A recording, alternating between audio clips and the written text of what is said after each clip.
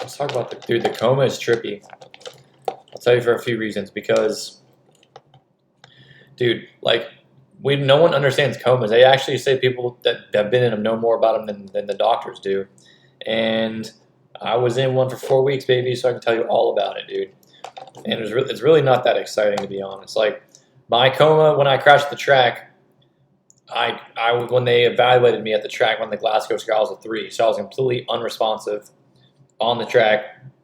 So at that point, I was in a coma actually at the track already, and transfer me to Halifax. I get there. They pretty much right away, like they seen my brain was bleeding. At some point, they put me in a medically induced coma right away. Like they did the craniotomy, which is like they take a full massive chunk of bone out of your skull, like it's like the size of your hand. You can't see the scar. My hair was shorter, you can see the scar, but it basically goes up all the way around. It's like the size of your hand. Let your brain swell out, because if not, the brain will herniate through the bottom of your skull, and that's what makes TBIs deadly. Because once that happens, you pretty much it's over right away. So I'm in medically induced coma, right? It's you're not existing. There's nothing to really. At some point along the coma, I remember hearing music, like because my mom was playing my iPod music when I was in the coma. She put some of my iPod up on like a speaker. I remember like these verses got stuck in my head, and I started playing music again after I got out of the coma, and I was like kind of like becoming more coherent when I transferred to Shepherd Center from Halifax. I remember hearing the music, and I was like, oh shit, like I put it together, and I was like, I must have heard it in the coma. So that was kind of weird that you could actually, I don't know, I must have heard something in the coma. Also, when I'm going back to visit all the nurses and stuff at Halifax again, when I came back years later, when they put the skull flap back on, I like recognized the people's faces and voices like immediately. It was really weird. So it was like I had maybe like just like the memory. I mean, like the cocktail of drugs you're on in a medically induced coma, or you're so just at there's no way. Like they gave you Versed, which basically pretty much you can't form any memory. You can't, so it inhibits any memory formation. So it induces amnesia. So you're not going to remember anything that's going on, even if you are conscious. So the memories that I do have are just so like foggy that I can barely. It's just kind of like maybe like deja vu kind of thing, like remembering a dream or something like that.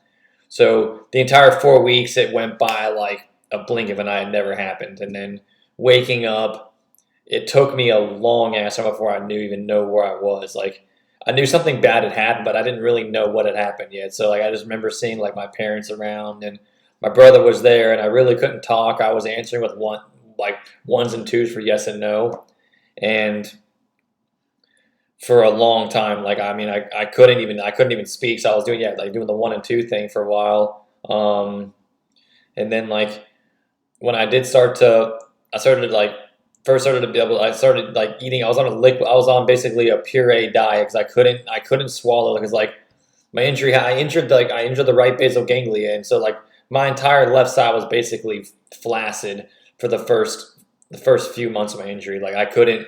I mean, like my smile, I couldn't like I had like the droopy face. Like think of like a stroke victim. It was like that. So like I was full paralysis on the left side in the beginning. So like I couldn't speak at all. I couldn't use my tongue I couldn't use my tongue at all. So I couldn't eat or drink anything because I wasn't allowed to because I was choked like immediately. And shit from there was just like, okay, let's where do we got to start? I guess it's like starting to just sitting up without back support, dude. Like literally, just sitting on like a therapy table bed without back support was like an exercise that I would do. I would eat meals like without back support, and that would be my exercise for the day with my dad. I remember I would do that all the time, and like that was a big deal at the time. Like I mean, you got to think like this moment, like I'm pretty much like fighting for like my life. Like I have nothing. Like there's like, which is weird. Like, but you have to understand too. Like the way my injury happened, like with what I injured, like I was really never.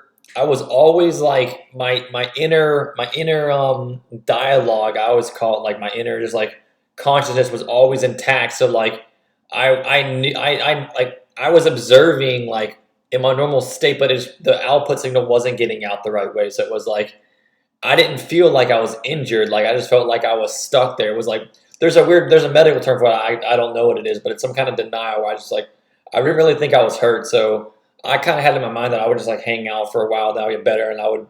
But after go like literally like within like a week of coming out of the coma, like and seeing like how bad it was, like even thinking like I didn't even know I couldn't ride anymore. I was like, dude, I'm totally over it. Like I don't think I can ride anymore. Like it was just like like seeing my parents there and like how much it like my whole family, like seeing how it affected their life, like from something that I did. I was just like, yeah, I'm so over it, dude.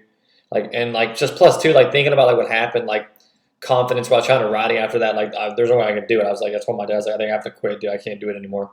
And my parents literally threw a party for me in my room because I quit because they were so nervous about because I mean they knew I wasn't allowed to ride even though like I physically can't ride anymore, but like they knew that like I mean like right away it was like, yeah, you can't do any more contact sports. Like any more hits to the head is like there's no more second chances. So like do anything crazy again is like out of the question. So I got to be cool about what I do now. So like after I need to like always wearing a helmet, like road biking and stuff. Like so I definitely take caution in like everything I do now.